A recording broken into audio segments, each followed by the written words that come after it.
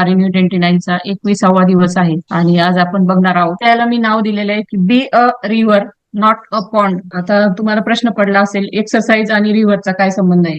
आता जसं पॉन्ड म्हणजे तलाव किंवा डबकं जे असतं ते एका जागेवर थांबलेलं असतं, त्याची काही मुवमेंट होत नसते, ते वाहत नसतं. आणि नदीचं पाणी जे आहे तर ते सतत वाहत असतं. तलावात काय फरक आहे, तर तलावामध्ये किंवा जे काही पाण्याचं साचलेलं जे डबकं असतं किंवा तलाव आहे तर त्याच्यामध्ये पाणी स्थिर असल्यामुळं त्याच्यामध्ये जे काही कचरा वगैरे जमा झालेला आहे तो ऍज इट इज तसाच तसा राहतो आणि त्याची मुवमेंट नसती, एका जागी स्थिर असतं ते पाणी. आणि नदी जी आहे ती वाहती राहती, काठावरून किती कचरा तिच्यामध्ये टाकला गेला तरी ती ते साफ करत राहती आणि तिची कंटिन्यू तिची वाहत राहण्याची जी प्रोसेस आहे तर ती चालू राहती. हा फरक आहे तलावमध्ये आणि नदीमध्ये. आणि त्याचप्रमाणे झाड जे आहे, झाड आणि आपण याच्यामध्ये सुद्धा एक महत्वाचा फरक आहे. झाडही सजीव आहे, आपणही सजीव आहोत. पण झाड जे आहे ते एका जागेवर स्थिर असतात. जिथं ते प्लांट केलेले आहे तिथंच ते असतात आणि तिथूनच जमिनीतून आपलं अन्न घेत असतात, पाणी घेत असतात आणि ग्रो होत असतात. एका जागेवर स्थिर राहून ते स्वतःची ग्रोथ करत असतात. अगदी उभ्या आडव्या फांद्या त्याच्या वाढत असतात. आणि अ, हे झाडाच्या बाबतीत झालं. आणि पण मनुष्य जो आहे तो तो मुवमेंट करण्यासाठी बनलेला आहे. झाड एका जागेवर स्थिर असतं, ते मुवमेंट करू शकत नाही, ते चालू शकत नाही. पण मनुष्य जो आहे तर त्याला जे अवयव दिलेले आहेत, जे जॉईंट्स दिलेले आहेत, जे हातपाय दिलेले आहेत तर ते त्याच्या मुवमेंटच्या कामासाठी दिलेले आहेत.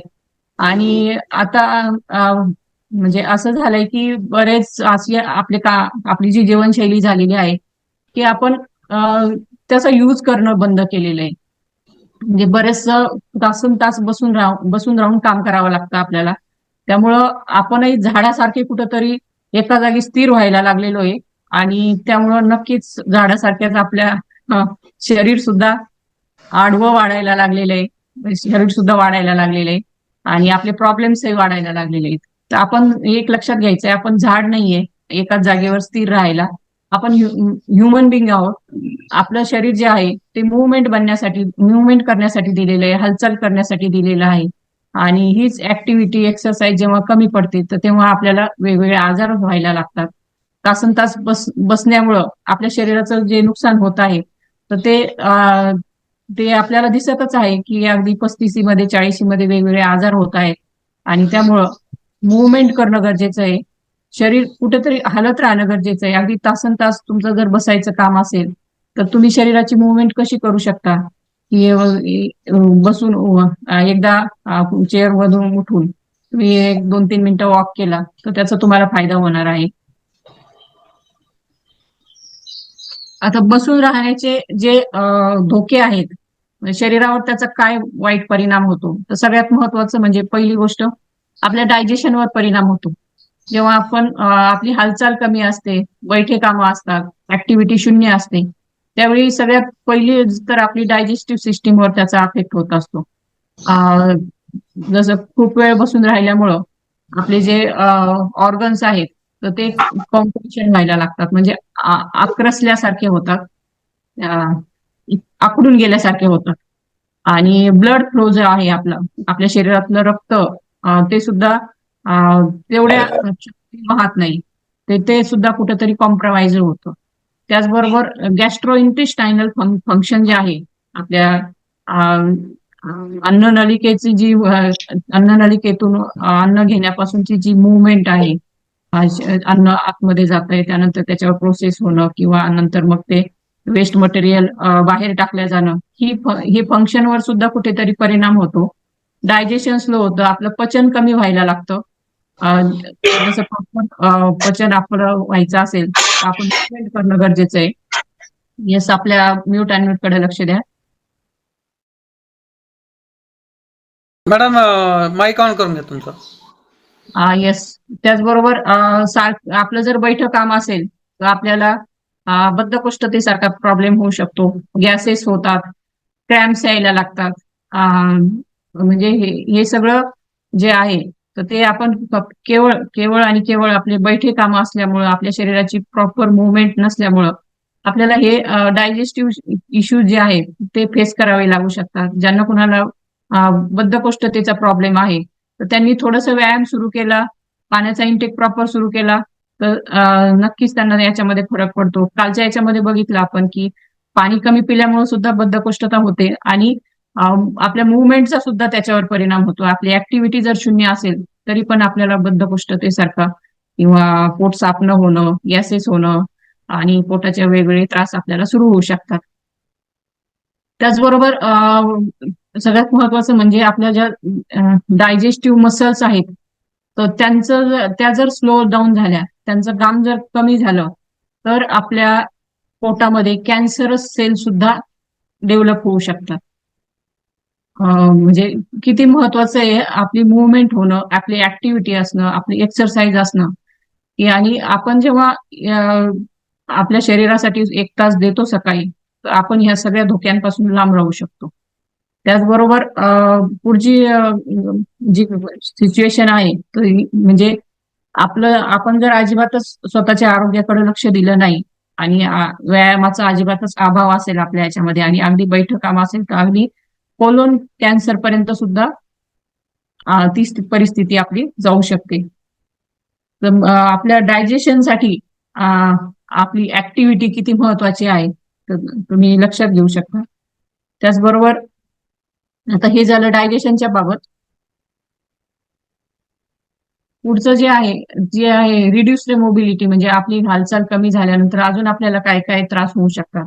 आता आपलं जे शरीर आहे, आपले जे अवयव आहेत, आपल्या ज्या मसल्स आहेत, तर त्या यूज करण्यासाठी बनलेले आहेत, ते मुवमेंट करण्यासाठी बनलेले आहेत. आणि जेव्हा असा एक रूल आहे की use it or lose it, तुम्ही एक तर ते वापरा, नाही तर मग ते नष्ट होणार. जसं की एखादी कार आहे, खूप काळापर्यंत एकाच जागेवर उभी असेल, तर ती हळूहळू तिचं फंक्शन जे आहे ते कमी व्हायला लागतं. तिला एका जागेवर असली तर ती स्टार्टही होत नाही, कुठेतरी गंज चढायला लागतो. तेच आपल्या शरीराच्या बाबतीतही होतं. जेव्हा आपण आपली ऍक्टिव्हिटी शून्य असते, तर तेव्हा आपल्या मसल लूज लूज व्हायला लागतात, मसल कमी व्हायला लागतात, मसलची स्ट्रेंथ कमी व्हायला लागते. आणि त्यामुळं जेव्हा आपल्या मसल ऍक्टिव्ह ठेवण्यासाठी, आपली मसल स्ट्रेंथ वाढवण्यासाठी आपली ऍक्टिव्हिटी आणि एक्सरसाइज ही खूप गरजेची आहे. त्याचबरोबर आपले जे बोन्स आहेत, आपली हाडं, ती सुद्धा वीक व्हायला लागतात आणि हाडांची ताकद आहे ती पण कमी व्हायला लागते. आणि ऑस्टिओपॅरोसिस सारखे आजार आपल्याला होऊ शकतात. त्याचबरोबर हाडं जी आहेत, तर ती ठिसूळ आणि पोकळ व्हायला लागतात. त्यामुळं थोडंसं जरी पडलं, तरी पण आपल्याला फ्रॅक्चर किंवा क्रॅक्स येऊ शकतात. आणि ऑस्टिओ आर्थरायटिस सारखे आजार सुद्धा आपल्याला त्यातून होऊ शकतात. म्हणजे हाडांची ताकद आणि मसलची ताकद जर आपल्याला कायम ठेवायची असेल, तर आपल्याला एक्सरसाइज करणं, ऍक्टिव्हिटी करणं, आपलं शरीर हलवणं हे सगळ्यात जास्त महत्वाचं आहे. एकाच जागी खूप बसल्याने हे सगळे आपल्याला त्रास होऊ शकतात. आपल्या बोनची ताकद कमी होऊ शकते, आपल्या मसलची ताकद कमी होऊ शकते. त्यामुळं ऍक्टिव्हिटी करणं आणि शरीर दिवसभर ऍक्टिव्ह ठेवणं हे खूप गरजेचं आहे. त्याचबरोबर तिसरा जो धोका आहे, तो म्हणजे ओबेसिटी.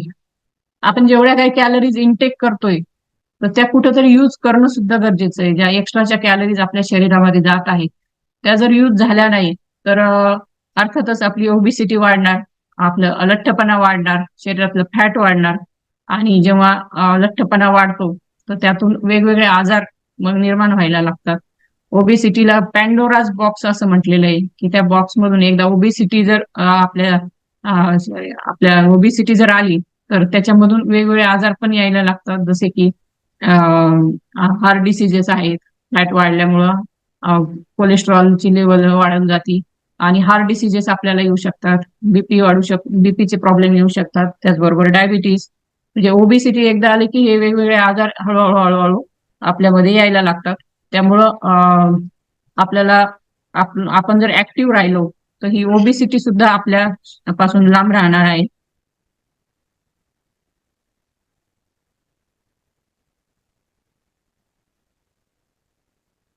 आता पुढचं जे आहे की ऍसिलरेटेड एजिंग, म्हणजे आपलं वय जे वाढतंय.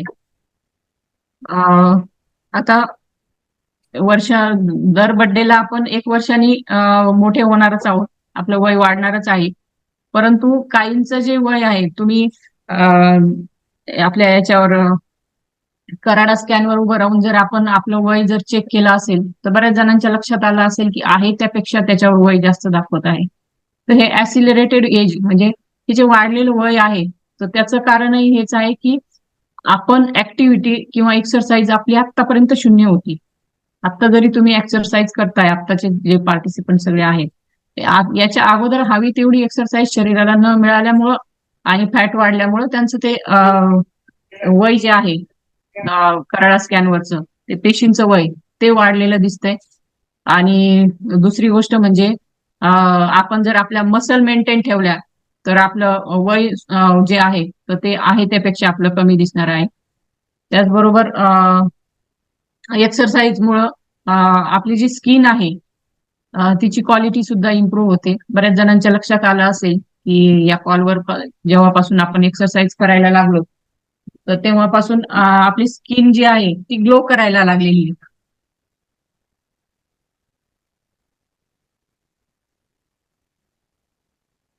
हे बऱ्याच जणांच्या अनुभवात आले असं आणि जेव्हा एक्सरसाइज नसते तेव्हा आपल्या स्किनवर सुद्धा कुठेतरी इफेक्ट होत असतो. ऍक्ने पिंपल सारखे प्रॉब्लेम यायला लागतात कारण शरीरामधून टॉक्झिन जे आहेत तेच बाहेर पडत नाही, मुवमेंट होत नाही, त्यामुळे डायजेशन बिघडतं. डायजेशन बिघडलं की त्याचा सुद्धा स्किनवर इफेक्ट होत असतो. असे मल्टिपल इफेक्ट आपल्या शरीरावर होत असतात. आता दिवसभर ऍक्टिव्ह राहण्यासाठी काय करायला पाहिजे? आता बऱ्याच जणांना असं वाटतं की काही 1 तास आपण व्यायाम केला इथे या कॉलवर आणि आता दिवसभर आपल्याला काही करण्याची गरज नाहीये. आपला रोजचा एक्सरसाइज झालेली आहे. परंतु तुम्ही जर 1 तास व्यायाम केला आणि दिवसभर तुमचं बैठं काम आहे तर थोडीशी अजून काळजी घ्यायला पाहिजे. दिवसभर ऍक्टिव्ह राहणं सुद्धा तेवढंच गरजेचं आहे. कारण तासनतास बसणं हे केव्हाही चुकीचं आहे. तर तुम्ही दिवसभरामध्ये ऍक्टिव्ह राहण्यासाठी काय करू शकता? तर एक तर दिवसाची सुरुवात तर तुम्ही तुमच्या कार्डिओ एक्सरसाइज आपली ज्या काही एक्सरसाइज आहे, स्ट्रेचिंग होते, यावर कार्डिओ होते, वेट ट्रेनिंग होती. तर या ज्या एक्सरसाइजनी आपण दिवसाची सुरुवात केलेली आहे, व्हेरी गुड. पण त्याचबरोबर दिवसभरामध्ये आपण काय काय करू शकतो? जिथं लिफ्टची सोय आहे तिथे शक्यतो आपण लिफ्टनीच जाण्याचा प्रयत्न करतो. परंतु तुम्ही जर जिन्यानी चढलात तर ती तुमच्यासाठी एक ऍक्टिव्हिटी होऊ शकते. त्याचबरोबर वेगवेगळे गेम्स आहेत. तुम्ही गेम्स पण खेळू शकता. मुलांसोबत खेळू शकता किंवा दिवसभर ऍक्टिव्ह राहण्यासाठी तुम्हाला जर आवड असेल खेळ खेळण्याची तुम्ही थोडासा वेळ आउटडोअर गेमसाठी देऊ शकता. त्याचबरोबर तुम्हाला जर ऑफिसमध्ये तुम्हाला तासनतास बसावं लागतंय तर तुम्ही खुर्चीमध्ये बसल्या बसल्या सुद्धा स्वतःची स्ट्रेचिंग करू शकता किंवा थोडंसं उठून 1-2-3 मिनिटाचा वॉक करायचा किंवा फोनवर बोलत बोलत सुद्धा तुम्ही जर चालला, जेव्हा तुम्ही फोनवर बोलताय तर ते चालत चालत जर तुम्ही फोन अटेंड केला तर तुमची शरीराची ऍक्टिव्हिटी पण होती. शरीरामध्ये ऑक्सिजनचं प्रमाण वाढतं आणि जो आळस कंटाळा आलेला आहे तो पण तुमचा जायला मदत होती. आणि अशा पद्धतीने जर आपण वॉकिंग करत राहिलो, दिवसभर थोडं थोडं चाललं, तर थोडंसं आपली बॉडी ऍक्टिव्ह ठेवली. जसं की तुम्ही एखाद्या कुठेतरी जात आहात आणि तुमची कार जी आहे थोडीशी दूर पार्क केली आणि त्या ठिकाणावर तुम्ही एक 500 मीटर जरी चालत गेला तर ते सुद्धा एक ऍक्टिव्हिटी तुमच्यासाठी होऊ शकते. दिवसभर म्हणजे ऍक्टिव्ह बॉडी आपली असणं गरजेचं आहे. शरीर ऍक्टिव्ह असणं गरजेचं आहे. हालचाल आपली दिवसभर झाली पाहिजे. जरी तुम्ही 1 तास कार्डिओ केलेला असेल तरी दिवसभरामध्ये थोडं थोडं का होईना आपली ऍक्टिव्हिटी चालू राहिली पाहिजे. येस, तर शेवटचा जो पार्ट येतो आपला तर हेल्दी लिव्हिंग रिच्युअल्स काय करायचंय तर खूप तासन तास बसणं टाळा. जेव्हा तुम्हाला असा जॉबच तुमचा जर असेल तर नक्कीच तुम्ही थोडस उठून 1 तासाने का होईना आणि 1-2-3 मिनिटाचा वॉक घ्या. त्याचबरोबर 3 ते 3 ते 5 मिनिटासाठी तुम्ही ती ऍक्टिव्हिटी करू शकता. म्हणजे तुम्ही स्ट्रेचिंग करू शकता किंवा एक वॉक घेऊ शकता. त्याचबरोबर 7 ते 10 हजार स्टेप दिवसभरामध्ये आपल्या चालल्या गेल्याच पाहिजे या एक्सरसाइजच्या व्यतिरिक्त. दिवसभरामध्ये 7 ते 10 हजार पावलं आपली चालली गेली पाहिजे. तर आपल्याला त्याचा आपल्या आरोग्याला त्याचा फायदा होणार आहे. त्याचबरोबर जॉगिंग, रनिंग, सायकलिंग, स्विमिंग आणि हे पण आपण करू शकता आणि जागेवरच आपण स्पॉट वॉकिंगही करू शकता. जर आपल्याला जागा अवेलेबल नसेल किंवा शक्य नसेल बाहेर जाऊन वॉक करणं, जागेवरच आपण वॉक करू शकता. 1-2-3 मिनिटाचा वॉक जरी आपण केला, तर आपण आपलं शरीर दिवसभर ऍक्टिव्ह राहू आपण. आणि अर्थातच दिवसभर हालचाल करत राहणं गरजेचं आहे. छोटी छोटी कामं असतात घरातली, ती सुद्धा आपण जर करत राहिलो तर आपण ऍक्टिव्ह राहू शकतो. तर येस, आज एवढंच होतं माझ्याकडून. Thank you so much.